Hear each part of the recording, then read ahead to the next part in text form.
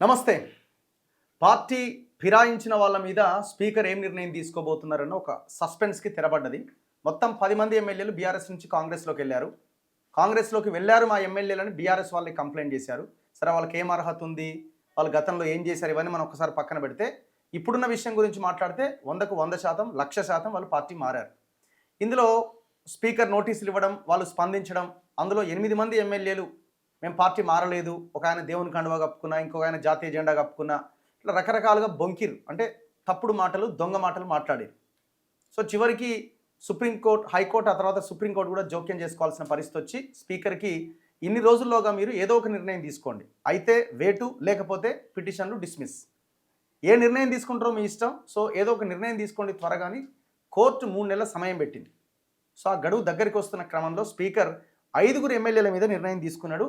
వాళ్ళు పార్టీ ఫిరాయించలేదు అని బీఆర్ఎస్ ఎమ్మెల్యేలు వేసిన అనర్హత పిటిషన్లను డిస్మిస్ చేసింది. ఇంకా ఎంతమంది? ఇంకా 5. ఈ 5లో ఇంకా 3కి సంబంధించిన తీర్పు రావాల్సి ఉంది. ఆ 3ది కూడా సేమ్ 5 లాగే ఉండే అవకాశం ఉన్నది, దాంట్లో ఏం డౌట్ లేదు. ఇక మిగతా 2 దానం నాగేందర్ అండ్ కడియం శ్రీహరి. దానం నాగేందర్ టెక్నికల్గా కాంగ్రెస్ పార్టీ బీఫామ్ మీద సికింద్రాబాద్ ఎంపీగా పోటీ చేసి దొరికిపోయిండు. ఆయన ఇంకా రిప్లై ఇవ్వలే, 2 రోజుల సమయం కావాలని 4 రోజుల కింద చెప్పిండు. కడియం శ్రీహరి కూడా లేటెస్ట్గా ఇప్పుడు కడియం శ్రీహరిది తాజాగా ఈ క్షణానికి ఇప్పుడు మనం ఎంత అవుతుంది వీడియో చేసే సమయానికి 7:25 అవుతుంది. 7 గంటల సమయంలో ఆయన కూడా రిప్లై ఇచ్చిండు. ఏమని రిప్లై ఇచ్చిండు? నేను అసలు కౌంటర్ అఫిడవిట్, అంటే స్పీకర్ ఇచ్చిన దానికి అఫిడవిట్ వేసిండు. ఏమని? నేను అసలు కాంగ్రెస్ సభ్యత్వమే తీసుకోలేదు, నేను ఎక్కడ పార్టీ మారినా నేను బీఆర్ఎస్లోనే ఉన్నా అని కడియం శ్రీహరి కూడా రిప్లై ఇచ్చిండు. సో దీంతో ఇప్పుడు ఈ రిప్లై మీద స్పీకర్ ఏ నిర్ణయం తీసుకుంటాడు అనేది చూడాలి. ఈ నేపథ్యంలో స్పీకర్ కార్యాలయం వివేకానంద, ఎవరైతే కడియం శ్రీహరి మీద కంప్లైంట్ చేసినా వివేకానంద గౌడ్ కూడా లెటర్ రాశారు. ఏమని? మీరు ఈ క్రాస్ ఎగ్జామినేషన్కి రావాలి 19th లోపుగా, ఆయన ఇట్లా రిప్లై ఇచ్చిందని. సో దీని తర్వాత యాక్షన్ ఉండబోతున్నది. సో మరి ఇప్పుడు కడియం శ్రీహరి కూడా నేను పార్టీ మారలేదు అంటుండు. అంటే మొత్తం ఎంతమంది ఇప్పుడు పార్టీ మారలేదు అని చెప్పిన వాళ్ళు? 9 మంది.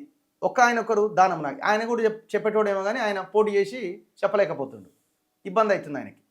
సో ఈ అంశం మీద మనం డిస్కస్ చేద్దాం. నా ముందు కటా కార్తీక్ ఉన్నాడు, అనలిస్ట్. నమస్తే కార్తీక్. నమస్తే రఘన్న. ముందుగా మనం కడియం శ్రీహరి ఈ విషయమే తీసుకుందాము, మిగతా 5 తర్వాత మాట్లాడదాము. కడియం శ్రీహరి ఇప్పుడు ఇచ్చిన రిప్లై ప్రకారం నేను బీఆర్ఎస్లోనే ఉన్నా, పార్టీ ఫిరాయించలేదు, కాంగ్రెస్ సభ్యత్వం నేను తీసుకోలేదు అని ఆయన చాలా క్లియర్గా ఒక రిప్లై ఇచ్చిండు. సో దీని మీద మీ ఒపీనియన్? అన్నా, వర్తమానాన్ని ప్రశ్నిస్తున్నానంటే గతాన్ని సమర్థించడం అని కాదు. ముందుగా ఆ మాట చెప్పి స్టార్ట్ చేస్తున్నాను. ఇప్పుడు వర్తమానంలోకి వచ్చి మాట్లాడినప్పుడు ఎప్పుడైనా పరిస్థితిని వర్తమానం నుంచి చూడాలి కదా. ఇప్పుడు కడియం శ్రీహరి నుంచి మీరు స్టార్ట్ చేస్తున్నారు. నేను అడుగుతున్నా, కడియం శ్రీహరి పార్టీ మారాడా లేదా ఎవరికి తెలియదు అసలు? అందరికీ తెలుసు. అందరికీ తెలుసు. వాళ్ళ కూతురికి బీఆర్ఎస్ పార్టీ నుంచి వరంగల్ లోక్సభ అభ్యర్థిగా పార్టీ ప్రకటించినప్పటికీ కాదు అనుకొని కాంగ్రెస్ నుంచి టికెట్ తెచ్చుకొని కాంగ్రెస్ నుంచి పోటీ చేపించేసి కూతురు తరపున ఎన్నికల ప్రచారం చేసి అస్తం గుర్తు మీద ఓటేసి గెలిపించమని ఓటు అడిగినటువంటి వ్యక్తి కడియం శ్రీహరి అన్న విషయం ఎవరికి తెలియదు? అవును, అందరికీ తెలుసు. అందరికీ తెలిసినప్పటికీ కూడా కడియం శ్రీహరి నేను పార్టీ మారలేదు అని బుకాయిస్తున్నాడు అంటే కడియం శ్రీహరి మాత్రమే కాదు, అంటే ఒక వ్యక్తిని టార్గెట్ చేయటం మాత్రం నా ఉద్దేశం కాదు. పార్టీ మారిన వాళ్ళంతా బుకాయిస్తున్నారు అంటే ఉద్దేశం ఏంటి? ప్రజలు చేతగాని వాళ్ళు, ప్రజలకి క్వశ్చన్ చేయటం రాదు, ప్రజలు గొర్రెలు, మనం ఏం చెప్తే అది వింటారు అనేటువంటి కారణం. ప్రజలంటే చులకన భావం, ప్రజలంటే ఏముందిరే క్వార్టర్ బాటిల్ పడేస్తే ఓటేస్తారు, నోటు పడేస్తే ఓటేస్తారు అనుకునేటువంటి చులకన భావం. ప్రజలు మోసపోవటానికి సిద్ధంగా ఉన్నంత కాలం మోసం చేసేవాడు రెడీగా ఉంటాడని మరొక్కసారి నిరూపితం అయిపోయింది. ఇప్పుడు వీళ్ళు పార్టీ మారారు అన్నది అందరికీ తెలుసు. అవును, ఓపెన్ సీక్రెట్. సీక్రెట్ అనకూడదు, ఓపెన్ కాదు. అంతే. వాళ్ళు జనం ముందే కండువాలు కప్పుకున్నారు, జనం ముందే రేవంత్ రెడ్డి కలిశారు, జనం ముందే కొంతమంది అయితే రాహుల్ గాంధీని కూడా కలిశారు, కాంగ్రెస్ పార్టీ సమావేశాలకు కూడా వెళ్ళారు. మొన్న మధ్య అనుకుంటుగా కడియం శ్రీహరి కాంగ్రెస్ పార్టీ కార్యకర్తలతో మీటింగ్ పెట్టాడు, మొన్న మధ్యనే కదా. అవును. ఇప్పుడు నేను అడుగుతున్నా, ఇప్పుడు 5 ఎవరైతే పార్టీ మారలేదు, టెక్నికల్ ఎవిడెన్స్ లేదు అని చెప్పే స్పీకర్ గారు వాళ్ళ మీద ఉన్నటువంటి అనర్హత పిటిషన్లు పక్కన పెట్టారో, కొట్టివేశారో, 5 ఇప్పుడున్న పంచాయతీ ఎన్నికల్లో ఏ పార్టీ సంబంధిత అభ్యర్థుల కోసం ప్రచారం చేశారు? ఇప్పుడు కాంగ్రెస్ పార్టీ అదొకటి. ఎన్నిసార్లు ఇల్లు తెలంగాణ భవన్కి పోయారు, పార్టీ ఆఫీస్కి పోయారు? ఎస్, నేను అడుగుతున్నా. ఇప్పుడు 5 అరకపూడి గాంధీ. సరే, ఇప్పుడు ఇక్కడ క్వశ్చన్ వస్తుంది, మరి బీఆర్ఎస్ వాళ్ళు చేయలేదని ఇమీడియట్ కింద కామెంట్స్ పెడుతుంటారు. దానికి కూడా నేను చెప్తున్నాను, ఆ రోజు ఇది మాట్లాడుతూనే కదా ఇప్పుడు ఇంత గట్టిగా మనం మాట్లాడగలం. ఎస్, 2014లో ఆ రోజు కూడా మేము ఒకటే చెప్పినాం, బురదలో బొరలాడే పందుల కంటే హీనంగా బిహేవ్ చేసిర్రు బీఆర్ఎస్ వాళ్ళు, కాంగ్రెస్ వాళ్ళు అట్లా కొనుగోలు చేసిరని. ఇప్పుడు కూడా అదే మాట్లాడుతున్నాం. 2014లో తెలంగాణ వచ్చిన తర్వాత టీఆర్ఎస్ పార్టీ, ఇప్పుడు బీఆర్ఎస్, అప్పుడు టీఆర్ఎస్ పార్టీ అధికారంలోకి వచ్చింది. కేసీఆర్ ముఖ్యమంత్రి అయ్యారు. ఆనాడు టీడీపీ నుంచి కాంగ్రెస్ నుంచి గెలిచిన ఎమ్మెల్యేని కేసీఆర్ తీసుకున్నాడు. అవును.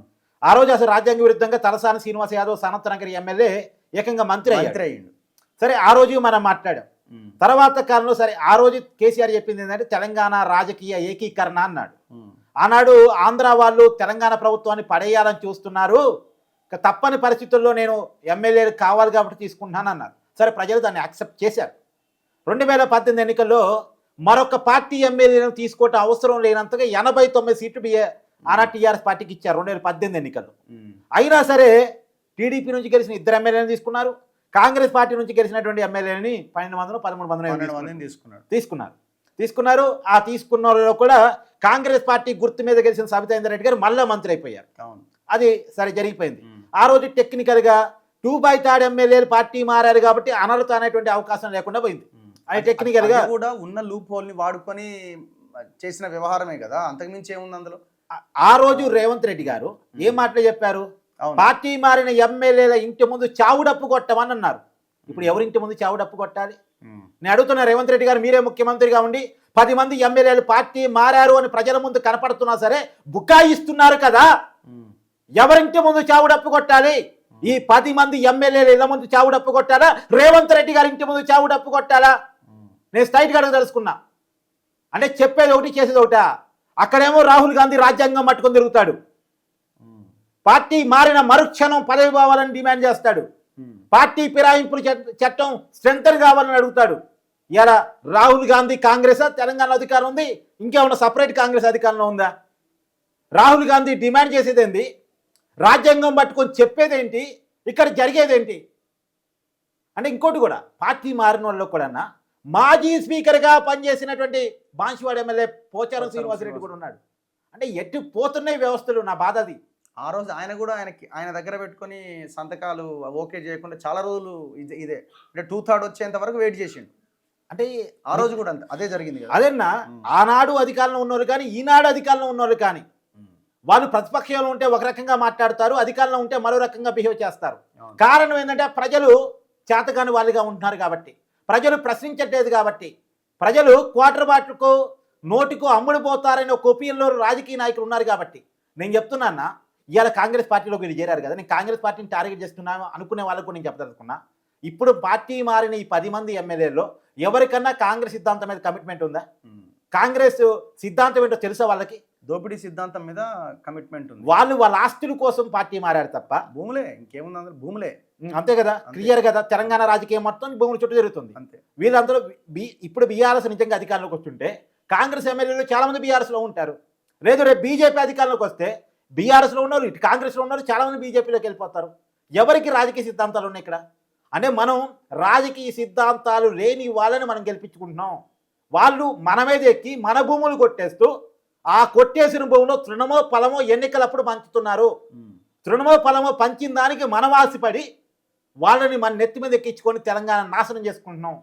ఎందుకోసం మనం తెలంగాణ సాధించుకున్నామో, ఏ అభ్యున్నతి కోసం తెలంగాణ సాధించుకున్నామో, ఇలా తెలంగాణ లేకుండా పోయి మళ్ళా భూస్వాముల పెత్తనంలోకి, బూర్జువాల పెత్తనంలోకి, ఫ్యూడలిస్టుల పెత్తనంలోకి తెలంగాణ నెట్టేస్తున్నాము. ఒకనాటి తెలంగాణ సాయుధ రైతాంగ పోరాటం నుంచన్నా ఈనాటి వరకు తెలంగాణ సమాజం పోరాడుతూనే ఉంది.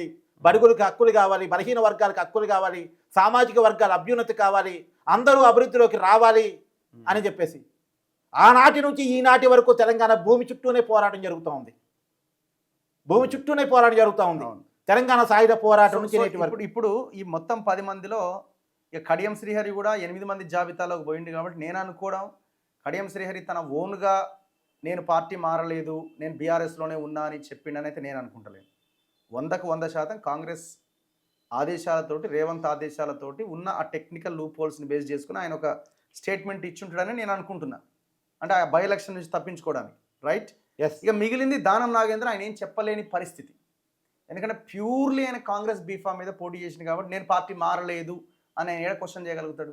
ఖచ్చితంగా అన్న. అంతే కదా, సింపుల్గా. అంటే ఇప్పుడు 9 నియోజకవర్గాల్లో ఎలక్షన్లు ఇప్పటికిప్పుడు జరిగే అవకాశం లేదని మనం డిసైడ్ కావచ్చు. అంటే నేను అనుకోవడం కడియం సరే, మళ్ళీ గారు చెప్పిన మాటల్లో ఇప్పుడు కౌంటర్ 19వ తారీఖు వివేకానందన్ కూడా పిలిచారు కదా, వీరిద్దరిని అల్టిమేట్ గా స్పీకర్ నిర్ణయం నేను అనేది ఏంటంటే అల్టిమేట్ గా స్పీకర్ నిర్ణయం తీసుకోవాలి కదా. అవును, తీసుకోవాలి. స్పీకర్ ఎవరి ఆదేశాలతో నిర్ణయాలు వస్తాయి, కడియం శ్రీహరి ఎవరి ఆదేశాలతో ఈ రకమైన రిప్లై ఇచ్చుంటాడు. సో ఇదంతా ఇప్పుడు క్లియర్ కట్ అన్న, తెలంగాణ అసెంబ్లీలో రేవంత్ రెడ్డి గారు గతంలో ఒక మాట చెప్పారు. ఎలా ఉప ఎన్నికలు వస్తాయి అధ్యక్ష, ఉప ఎన్నిక రావు అధ్యక్ష.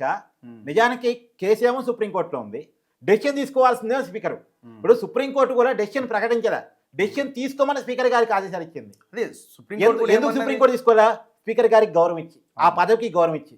మరి ఆ పదవికి సుప్రీంకోర్టే గౌరవం ఇస్తున్నప్పుడు ముఖ్యమంత్రిగా ఉన్న వ్యక్తి ఇవ్వాలి కదా.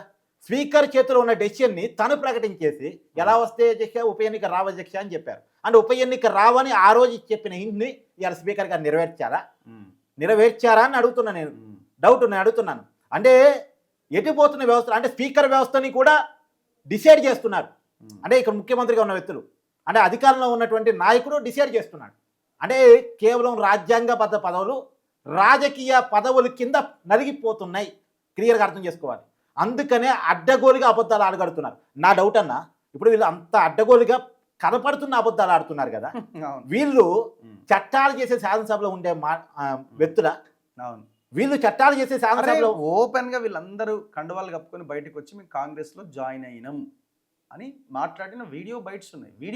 అవును. దానికి స్పీకర్ కి మరి ఎవిడెన్స్ బీఆర్ఎస్ వాళ్ళు చూస్తే మరి వీళ్ళు ఏం చెప్పారు? అంటే ఏఐ వీడియో అన్నారా, లేకపోతే అది మార్ఫింగ్ అని చెప్పిరా, మరి ఏం సమాధానం చెప్పారో తెలియదు. మన ఫోన్ లో ఉన్నాయి అవన్నీ. అవును, ఉన్నాయి.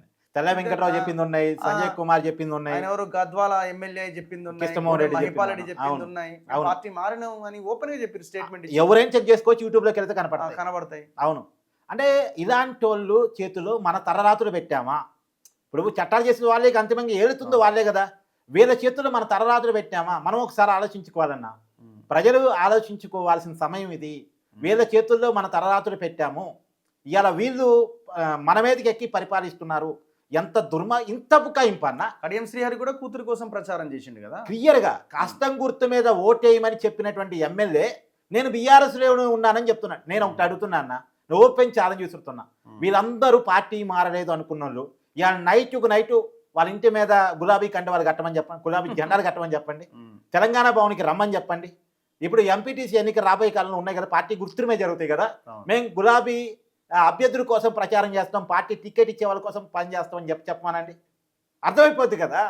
ఇంత అడ్డగోలు అబద్ధం అన్న. మరి జనం పిచ్చోళ్ళు గొర్రెలు అనుకుంటున్నారన్న క్లియర్గా. కాబట్టి జనం మారాలనేది నా బాధ. ఇంకోటి విషయం ఏంటంటే, కాంగ్రెస్ మీద కూడా నేను పోటీ చేయలేదని ఇండిపెండెంట్ గా చేసినా కానీ పొరపాటున వచ్చింది గుర్తు అంటాడేమో నాగేందర్. మరి అట్లా కూడా ఏమైనా రిప్లైలు ఇస్తారేమో. అంటే కాదుగా, కాంగ్రెస్ బీఫామ్ మీద పోటీ చేశారు అంటే జనరల్ గా చెప్తున్నా నేను. అదేలే మోసం చేయదలుచుకున్నప్పుడు ఎంతకన్నా తెగిస్తారు కదా అనేది మీ వాదన. కరెక్టే. కాకపోతే ఇప్పుడు యాక్చువల్గా కడియం శ్రీహరి దానం నాగేందర్ టెక్నికల్గా దొరకడానికి అవకాశం ఉంది.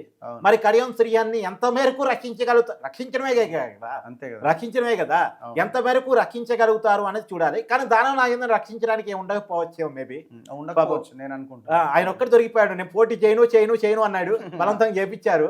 ఇక అతను ఒక్కటి టెక్నికల్ దొరికిపోయాడు. అతను ఒక్కడే ఇప్పటి వరకు కౌంటర్ అఫిడవిట్ ఇవ్వండి. ఇంకోటి కూడా నేను స్పీకర్ గారిని అడగదలుచుకున్నా. నిజానికి బీఆర్ఎస్ పార్టీ అన్నత వెయిట్ పిటిషన్ ఇచ్చింది. సరే, ఆ పార్టీకి ఇచ్చారవుతుందా లేదా అవసరం లేదు, ఇక అయిపోయింది. మీ చేతులకు అధికారం వచ్చింది, మీరు స్పీకర్ అయ్యారు, మీరు స్పీకర్గా ఉన్నారు కాబట్టి ఆ పార్టీ నుంచి మారిన ఎమ్మెల్యేల విషయంలో అన్నత వెయిట్ పిటిషన్ స్పీకర్ గారికి ఇచ్చారు. డెసిషన్ తీసుకోవాలి కదా. సుప్రీంకోర్టు చెప్పే వరకు ఆగుతారా? అది కూడా సుప్రీంకోర్టు ఏం వ్యాఖ్యలు చేసింది, న్యూ ఇయర్ సెలబ్రేషన్స్ మీరు ఎక్కడ చేసుకుంటారో డిసైడ్ చేసుకోండి అన్నది. అండ్ ఇండైరెక్ట్ ఏంటి, ఫస్ట్ కోర్టు 3 నెలల సమయం ఇచ్చింది. ఆ 3 నెలల సమయం దాటిపోయిన తర్వాత కూడా స్పీకర్ గారు తీసుకోలేదు. మళ్ళా 4 వారాల సమయం ఇస్తూ సుప్రీంకోర్టు ఈ వ్యాఖ్యలు చేసింది. ఇది తెలంగాణ సమాజానికి ఎంత అవమానకరం. తెలంగాణ స్పీకర్ను ఉద్దేశించి అన్నది. ఇప్పుడు గడ్డం ప్రసాద్ గారా లేకపోతే అక్కడ ఉన్నది రఘునా ఇంకొకలా కాదు. నాకు అక్కడ తెలంగాణ అసెంబ్లీ స్పీకర్ ఉన్నాడు. తెలంగాణ అసెంబ్లీ స్పీకర్ చైర్ను ఉద్దేశించి సుప్రీంకోర్టు అన్న మాటలు న్యూ ఇయర్ సెలబ్రేషన్స్ ఎక్కడ జరుపుకుంటారో అన్నది. ఈ తెలంగాణ సమాజానికి ఎంత అవమానకరం అది. ఎవరికి ఈ అవమానం దక్కినట్టు? తెలంగాణ ప్రజలకు దక్కినట్టు కాదా? అంటే సుప్రీంకోర్టు ఆదేశాలు జారీ చేస్తే తప్ప ఎవరి బాధ్యతలు వాళ్ళు పాటించాలన్నది కూడా తెలియదా? అవును. ఇంత మినిమం కామన్ సెన్స్ లేకుండా మనం పదవుల్లో కూర్చొని వాళ్ళ చేతుల్లో మన చట్టాలు పెట్టి వాళ్ళ చేతుల్లో మన తలరాతులు పెడితే ఇక మనం ఎక్కడ బాగుపడగలం అన్నది నా ప్రశ్న, మౌలికమైన ప్రశ్న. అంటే ప్రజాస్వామ్యం పట్టపైలే కూని కాపాడుతుంది కదా, మన కళ్ళ ముందే ప్రజాస్వామ్యాన్ని కూని చేస్తున్నారు కదా, ఏమి చేయలేని పరిస్థితుల్లో మనం నిస్సహాయులుగా ఉన్నామే అనేటువంటిది ఒక బాధ. యా. సో ఎనీవే చూద్దాం మరి ఏం జరుగుద్ది అన్నది. ఇప్పుడు సుప్రీంకోర్టు కూడా ఇప్పుడు అల్టిమేట్గా మళ్ళీ బీఆర్ఎస్ లీడర్లు ఏం చేస్తారు, మళ్ళీ కోర్టుకు వెళ్తారు. అదే అంతే కదా, మళ్ళీ వాళ్ళు అంటే స్పీకర్ ప్రకటించిన నిర్ణయం మీద కోర్టుకి వెళ్తారు కానీ చాలా సమయం పడుతుంది మళ్ళా.